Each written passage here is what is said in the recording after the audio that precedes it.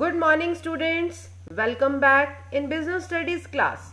In today's session we are going to start our 12th unit, that is consumer protection. Let's start the concept of consumer protection. Consumer protection refers to protecting the interest of consumers. An analysis of marketing management has made it clear that consumer is a kingpin in the market. The producer should produce goods keeping in mind the requirements of consumers and satisfy the consumer, but it is observed that this obligation is neglected by some businessmen and they are involved in the unfair practices such as supply of substandard quality, adulteration, etc. So there is a need for consumer protection. Hence, consumer protection means protecting the interest of consumer. Finally, बच्चे, we can say that consumer protection refers to protecting the consumer against anti-consumer trade practices by the producer or sellers.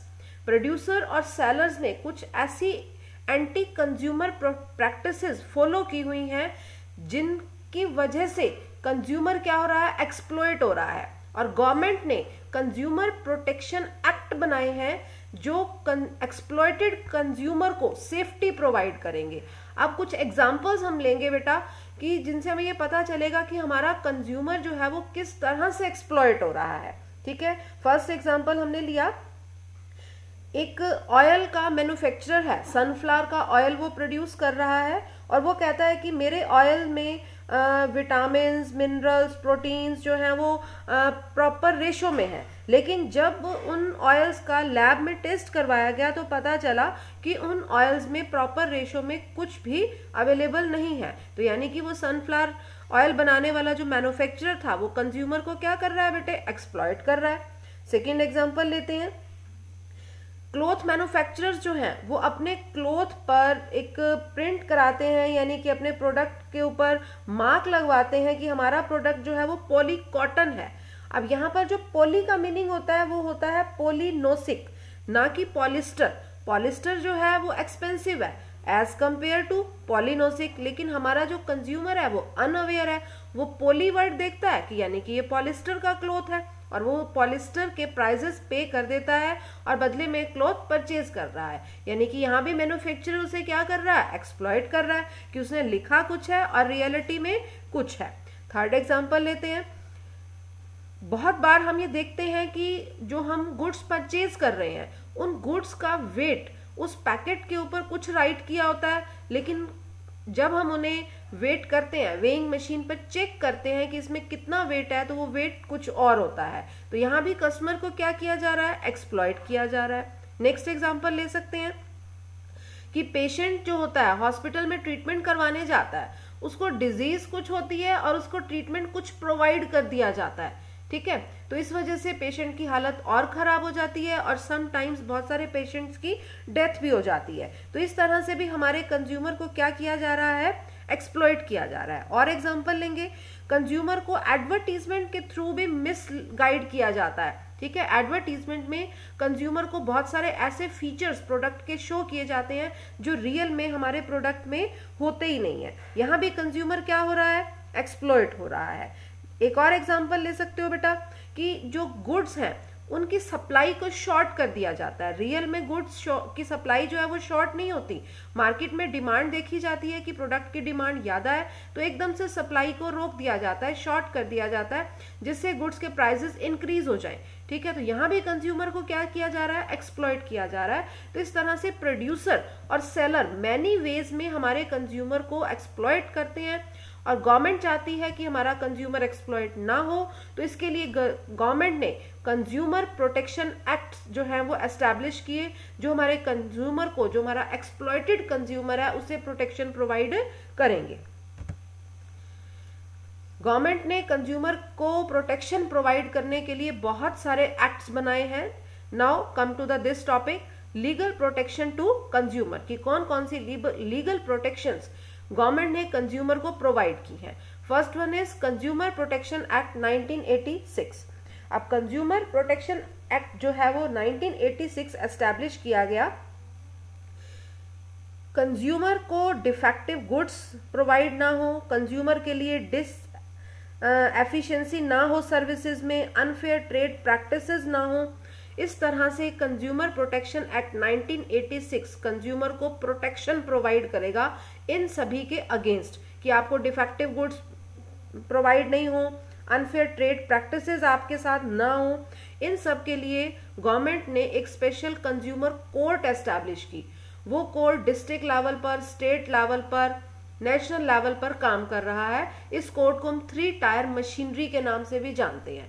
अभी हम next topics में इन 3 tyre machineries के बारे में बहुत detail में description करेंगे। Next is the contract act 1982। Contract act 1982 बेटा डिसाइड करता है रिस्पॉन्सिबिलिटीज किसके बीच में, कॉन्ट्रैक्टिंग पार्टीज के बीच में। जो 2 पार्टीज आपस में कोई भी कॉन्ट्रैक्ट कर रही हैं, ठीक है, उनकी क्या रिस्पॉन्सिबिलिटीज होंगी, आपस में वो चीटिंग और फ्रॉड ना करें, ठीक है। इस एक्ट में सारे उससे रिलेटेड प्रोविजंस डिसाइड किए गए हैं। Next is the sale of goods act 1930। Sale of goods act provides protection to the buyer in case of goods purchased not according to the conditions of the sale. अगर buyer और seller के बीच में कोई भी dealing हो रही है तो कुछ ना कुछ कंडीशंस डिसाइड की जाती हैं कि किन कंडीशंस पर मैं गुड्स परचेज करूंगी या किन कंडीशंस पर मैं गुड्स सेल करूंगी, ठीक है। अगर उन कंडीशंस के अकॉर्डिंग जो है सेल और परचेज की एक्टिविटीज नहीं हो रही हैं, ठीक है, तो वहां पर कौन सा एक्ट फॉलो किया जाएगा, सेल ऑफ गुड्स एक्ट 1930 किया जाएगा।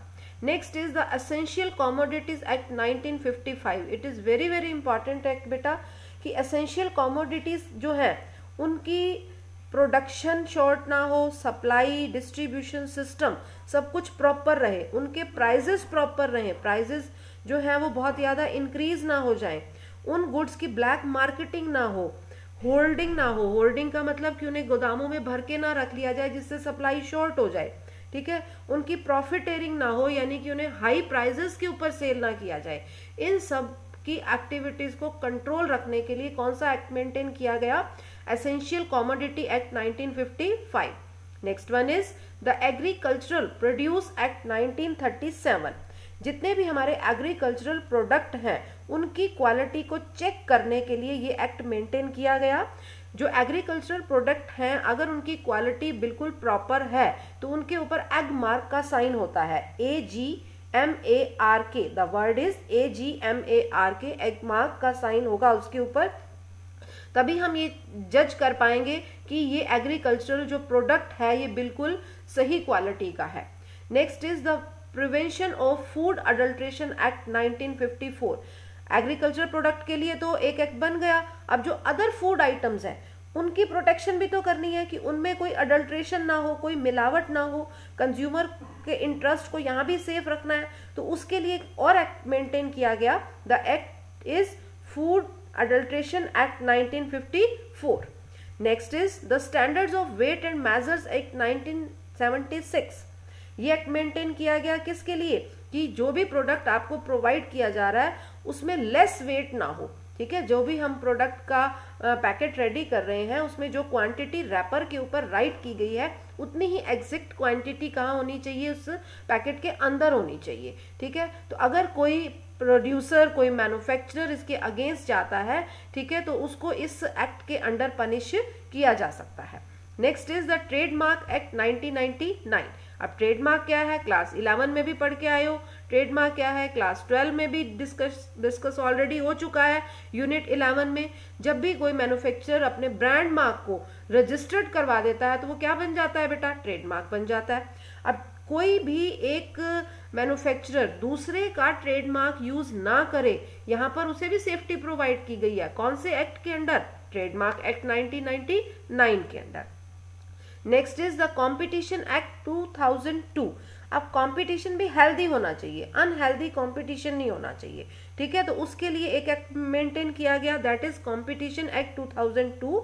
This act provides protection to the consumer against the activities hindering competition by the businessman in the market, कि कंपटीशन के चक्कर में बिजनेसमैन कहीं एक्सप्लॉइट ना कर ले हमारे कंज्यूमर को, तो उसके लिए एक एक्ट मेंटेन किया गया, the competition act 2002। The bureau of Indian standards act 1986, ये एक्ट बेटा डिसाइड करता है आपके प्रोडक्ट्स की क्वालिटी स्टैंडर्ड्स को, ठीक है। क्वालिटी स्टैंडर्ड्स को डिसाइड करने के लिए, जैसे इलेक्ट्रिक प्रोडक्ट है, इलेक्ट्रिक प्रोडक्ट के ऊपर ISI मार्क जो है वो डिजाइन किया जाता है, राइट किया जाता है, ठीक है, उससे हमें उसकी क्वालिटी का पता चलता है। तो इस एक्ट को मेंटेन किया गया है कि आप ISI मार्क लगाओगे तभी ये पता चलेगा कि आपका प्रोडक्ट जो है वो हाई क्वालिटी का है, ठीक है। और एक स्पेशल जो है इसके लिए ग्रेवियंस सेल भी बनाया गया है कि जो कंज्यूमर्स की कंप्लेंट्स को सुनेगा कि प्रोडक्ट के ऊपर ISI मार्क तो राइट किया हुआ है बट उस प्रोडक्ट में वो क्वालिटीज नहीं है जो एक ISI मार्क्ड प्रोडक्ट में होनी चाहिए। तो बच्चे, these are the 10 legal protection acts provided by the government to the consumer. Our next topic is Consumer Protection Act 1986. Consumer Protection Act 1986 has been presented as an important act in the history of the India. It provides protection to the consumer. It was passed by the Parliament in 1986 for consumers' protection and prosperity and came into force with effect from July 1, 1987. सबसे first government ने जब ये decide किया कि हमारा consumer exploit हो रहा है, हमें उस कंज्यूमर को प्रोटेक्शन प्रोवाइड करनी है, तो पार्लियामेंट में 1986 में कंज्यूमर की प्रोटेक्शन और प्रोस्पेरिटी के लिए एक एक्ट पास किया गया। और वो एक्ट जो है वो एग्जिस्टेंस में कब आया, फोर्स में कब आया, 1 जुलाई 1987 को। और बाद में 93 में 2002 में इस एक्ट में अमेंडमेंट भी की गई, लेकिन एट प्रेजेंट जो एक्ट फॉलो किया जा रहा है वो है कंज्यूमर प्रोटेक्शन एक्ट 2019, यानी कि 2019 एक्ट भी अब फोर्स में आ चुका है। बट हम जो डिस्कशन करेंगे मेनली कंज्यूमर प्रोटेक्शन एक्ट 1986 का ही करेंगे, क्योंकि हमारे सिलेबस में कंज्यूमर प्रोटेक्शन एक्ट 1986 के ही सारे कंसेप्ट्स गिवन है। It provides protection against defective goods, deficient services, unfair trade practices and consumer exploitation. This act extends to the whole of India except state of Jammu and Kashmir. It covers all the goods and services. There are some silent features of Consumer Protection Act. First one is coverage of items. All types of products and services are included in it. ठीक है, जितने भी हमारे products और services हैं जो government ने ban नहीं किए हैं, अगर कोई प्रोडक्ट और सर्विस गवर्नमेंट ने बैन कर रखा है वो हम इसमें इंक्लूड नहीं करेंगे। Coverage of sectors, public, private, corporate, सभी तरह के सेक्टर्स इसके अंदर इंक्लूड होंगे।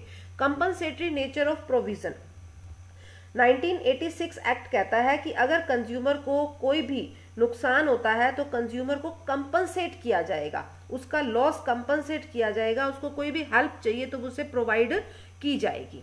Next is group of consumer rights, 1986 act में कंज्यूमर के लिए बहुत सारे राइट भी बनाए गए हैं। एग्जाम्पल लेते हैं, right of to safety, right to information, right to choice. इन सभी राइट्स के बारे में हम नेक्स्ट जो हमारी क्लास होगी उसमें हम डिस्कस करेंगे। Next is effective safeguard, consumer की सेफ्टी मेंटेन रहे, कंज्यूमर की सेफ्टी के ऊपर जो है सबसे ज्यादा स्ट्रेस यहाँ दिया गया है। अनफेयर ट्रेड प्रैक्टिसेस ना हो, कंज्यूमर के लिए कोई भी रिस्क क्रिएट ना हो, ठीक है, इस 1986 एक्ट में ऐसे प्रोविजन मेंटेन किए गए हैं। 3 टायर ग्रेवियंसेस रेडरेसल मशीनरी मेंटेन की गई है, जैसा कि अभी हमने प्रीवियस स्लाइड में भी डिस्कस किया कि डिस्ट्रिक्ट लेवल के ऊपर डिस्ट्रिक्ट फोरम है, स्टेट लेवल के ऊपर स्टेट फोरम है और नेशनल लेवल के ऊपर नेशनल कमीशन है। टाइम बाउंडेड रेडरेसल्स हैं यहाँ पर, ये नहीं कि आपने कोर्ट में, कंज्यूमर कोर्ट में केस फाइल कर दिया और वो लंबे टाइम तक, सालों तक उस केस के ऊपर जो है जो डेट्स आपको मिलती रहेंगी, बार बार आपको हियरिंग्स में जाना पड़ेगा। नो, टाइम बाउंडेड रेडरेसल है कि कोई भी कंप्लेंट अगर आपने वहां पर फाइल की है तो वो 2 मंथ्स में सॉल्व हो जाएगी, 6 मंथ्स में सॉल्व हो जाएगी। हर तरह की कंप्लेंट्स के लिए एक लिमिटेड टाइम पीरियड है। कंज्यूमर प्रोटेक्शन काउंसिल्स बनाई गई हैं, कि जो हमारे कंज्यूमर्स हैं वो अपने आप को हेल्पलेस ना फील करें, ठीक है। कंज्यूमर प्रोटेक्शन काउंसिल्स उनकी हेल्प करती हैं, एनजीओज का आप एग्जांपल ले सकते हो यहाँ पर, ठीक है। गवर्नमेंट ने भी कुछ और काउंसिल्स मेंटेन की हुई हैं जो हमारे कंज्यूमर्स की हेल्प करती हैं। These are the basic features of Consumer Protection Act 1986. Thanks and have a nice day.